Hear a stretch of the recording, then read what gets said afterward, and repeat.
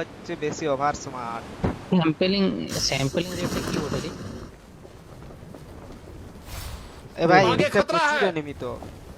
ঠিক আছে Watch এইদিকে out! নাম না চাপ করে দিচ্ছি।